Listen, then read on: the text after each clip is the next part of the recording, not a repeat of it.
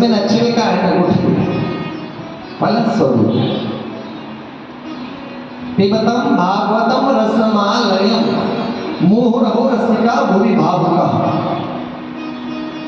सुखदेव जी के मुख से निकला रस रूपी फल, है ना।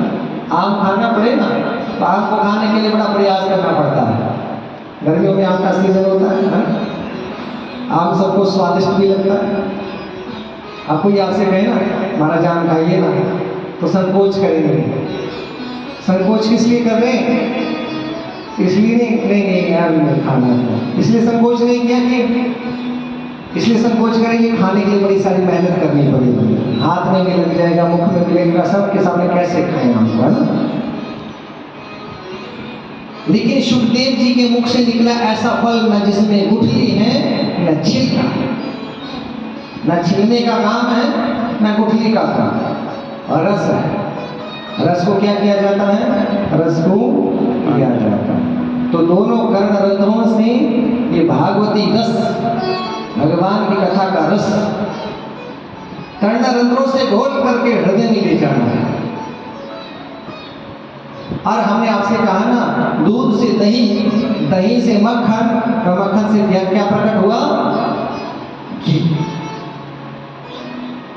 ऐसे ही हृदय का मंथन करते करते इस हृदय के गागर में परमात्मा का प्राकट्य करना है। प्रकट होते हैं और कृपा करते हैं, संशय नहीं है। रूप तो गोपाल ही को हिरण्य गोपाल ही के, मेरो मन लाग सो भांति नंदलाल सो। कवि हरिचंद्र जी हुए, जिन्होंने अपनी कविता में लिखा कि मेरा मन तो सब प्रकार से भगवान में लग गया है। जहां ना पहुंचे रवि वहां पहुंचे कवि। कवि की सोच कहां कहां चली जाए पता नहीं, है ना। तो इन कवि ने कितना सुंदर वर्णन किया।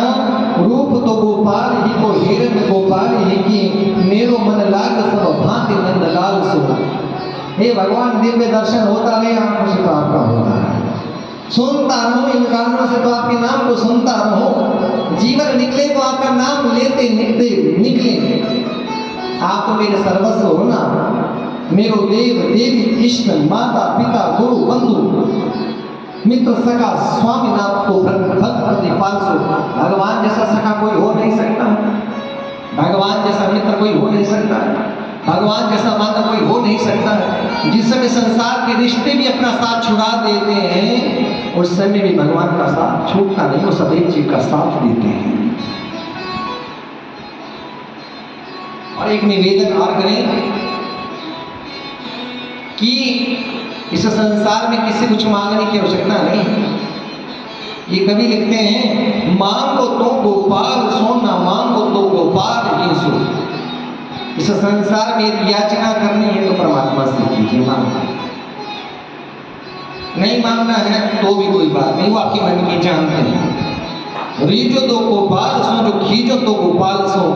अगर प्रसन्न होना है तो भगवान की लीलाओं से प्रसन्न होना है, रुष्ट भी होना है तो भगवान से क्यों? क्योंकि वो अपने हैं। लड़ाई जिससे होती है, किससे होती है? जो अपना होता है। जो अपना होगा उससे लड़ेंगे ना, और उससे थोड़ी ना लड़ेंगे। जब जीवन में संकट आता है तो आदमी भगवान से कौन लड़ता है? आपने ऐसा क्यों किया? और भगवान कहते हैं मैंने तो कुछ किया ही नहीं, आई भलाई मेरी सिद्ध। मनुष्य भूल जाता है कि ये